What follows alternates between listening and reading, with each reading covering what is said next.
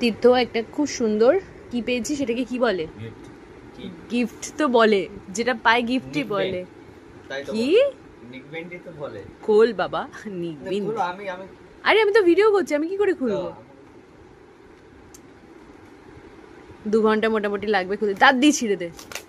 ও আলাদাই আলাদাই। তোর তো একটা ব্লুটুথ আছে রে। হ্যাঁ, এয়ারবাডস আছে। এটা তো ওই সেম, এগুলো 50 টাকার মাল, 1000 টাকা লেখা, গিফটে আবার 50-100। তোমার কোনো কাজের নয়, তুমি দাও ওকে। না এটা নিলে না, আমারও এয়ারবাডস আছে, আমার আমি নিলে তাহলে ওটাই নেবো, এটা নেবো, এটা তুই দাও। কোনটা নেবে? ওটা ওটা ওটা ঈশান গিফট করেছিল। এটা 50 টাকা 30 টাকা এখন দেখে যেটা মনে হচ্ছে। আরো কমছে দেখ, 10 টাকায় পৌঁছাবে। 10 টাকা তো বলা চলবে না, যেহেতু ম্যাগনেটটা আছে এটাই 20 টাকা, আর এই ডিজাইনটা 10 টাকা। Businessman businessman.